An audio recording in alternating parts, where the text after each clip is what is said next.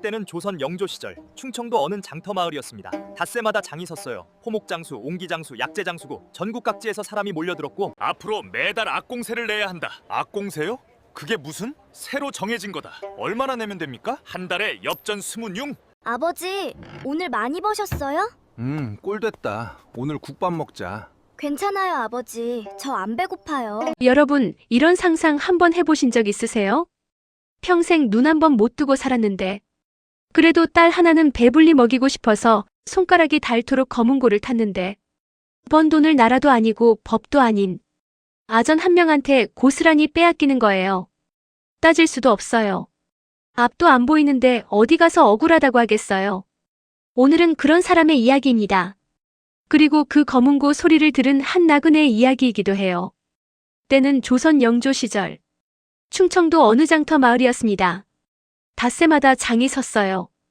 포목장수, 옹기장수, 약재장수 전국 각지에서 사람이 몰려들었고 장날이면 마을 인구가 2배로 불었습니다. 그 장터 한켠에 언제부터인지 모르게 자리를 잡은 사람이 있었어요. 낡은 삿자리 하나 깔고 검은고 하나 무릎에 올려놓고 하루 종일 앉아있는 노인. 이름은 천봉이. 나이는 52. 나면서부터 눈이 안 보였습니다. 이 양반 검은고는 진짜 잘 탔어요. 악보를 볼 수 없으니 전부 귀로 배웠는데 그게 오히려 더 자연스러웠던 거예요. 손가락이 현 위에서 움직이는 방식이 악보로 배운 사람하고 달랐습니다. 뭔가 더 살아있었어요. 지나가던 사람들이 발을 멈췄어요. 장사하러 왔다가 한 곡 듣고 가는 사람, 아이 손잡고 걷다가 그 자리에 써버리는 어머니. 동전 몇 입 던져주는 사람도 있고 국밥 한 그릇 사다 주는 사람도 있었습니다. 그렇게 번 돈으로 딸 하나를 키웠어요. 이름은 순이. 12살. 어머니는 순이가 5살 때 병으로 떠났습니다. 그 뒤로 천봉이 혼자서 키웠어요. 눈이 안 보이는 아버지가 딸 머리를 따아줬어요. 손으로 더듬어서 댕기 묶는 법도 익혔습니다. 삐뚤빼뚤해도 순이는 좋다고 했어요. 소박했지만 괜찮은 삶이었습니다. 그 괜찮은 삶을 건드린 사람이 있었습니다. 관아 아전 최가. 35. 이 고을 토박이.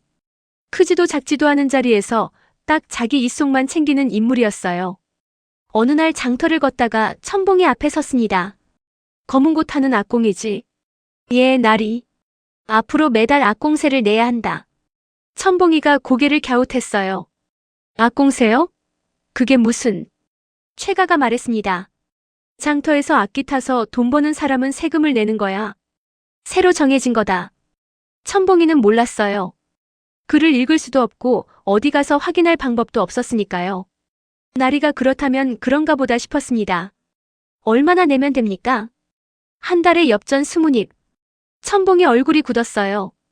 20입이면 장날 사흘치벌이었거든요. 그래도 낼 수밖에 없었습니다. 근데 이게 한 달이 지나도 끝이 안 났어요. 2달, 3달 최가는 매달 어김없이 나타났습니다. 그리고 조금씩 액수를 올렸어요. 3달째엔 25입, 5달째엔 30입. 왜 오릅니까? 최가가 태연하게 말했습니다. 물가가 오르면 세금도 오르는 거지. 천봉이가 어떻게 반박하겠어요. 그 사이 장터 악공이 천봉이만이 아니라는 걸 알게 됐어요. 피리 부는 사람, 북치는 사람, 해금 타는 사람. 전부 같은 명목으로 뜯기고 있었습니다. 7명이었어요. 다들 알면서도 아무 말 못했어요. 관아 아전한테 덤볐다가 검은고라도 빼앗기면 그게 더 문제니까요. 이 무렵 순이의 하루가 어땠는지 말씀드릴게요. 아침에 일어나면 제일 먼저 하는 일이 뭔지 아세요? 뒤줄을 열어봐요.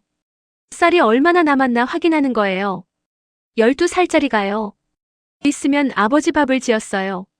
없으면 그냥 물 한 사발 마시고 아버지 모르게 배고픔을 참았습니다. 아버지가 눈이 안 보이니까 순이 표정을 못 봐요. 그게 순이는 다행이었던 거예요. 아버지가 장에 나가는 날 순이는 집에서 기다렸습니다. 발소리가 들리면 달려나갔어요. 아버지, 오늘 많이 버셨어요? 천봉이가 순이 머리를 쓰다듬으며 말했습니다. 응, 꽤 됐다. 오늘 국밥 먹자. 근데 순이는 알았어요. 아버지 목소리가 조금 가라앉아 있으면 아전한테 뜯긴 날이라는 걸. 그럼 국밥은 없는 거예요. 순이는 그냥 웃었습니다.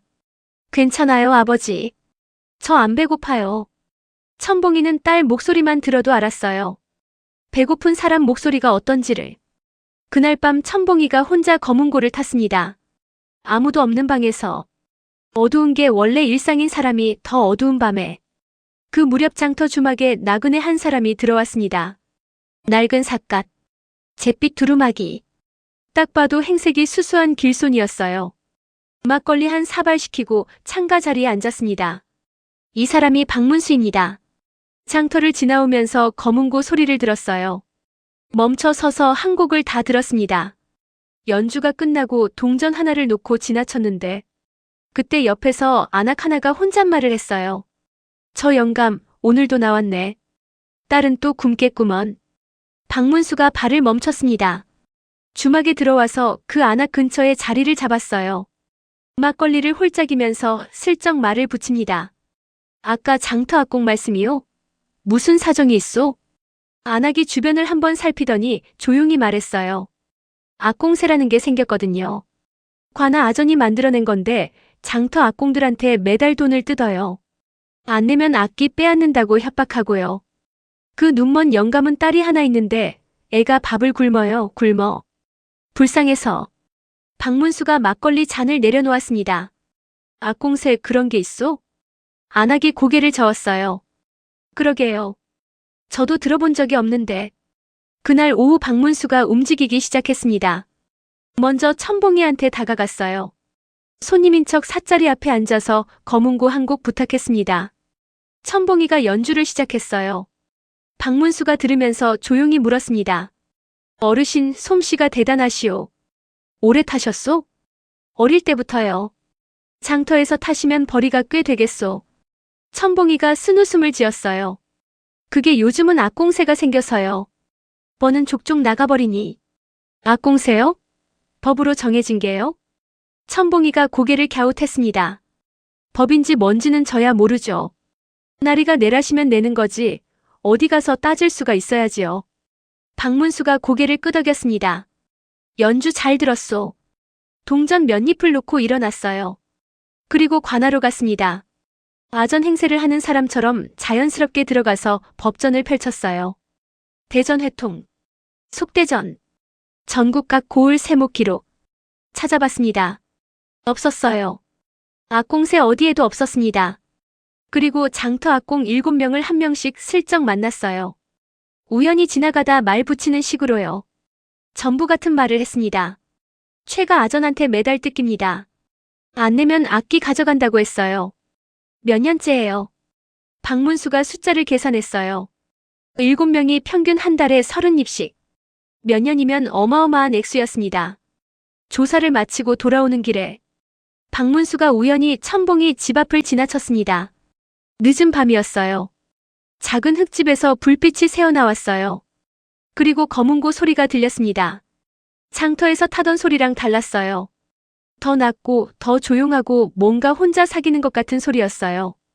박문수가 담 밖에서 잠깐 서 있었습니다. 들려오는 소리 사이로 안에서 작은 목소리가 들렸어요. 아버지, 그만 주무세요. 응, 조금만.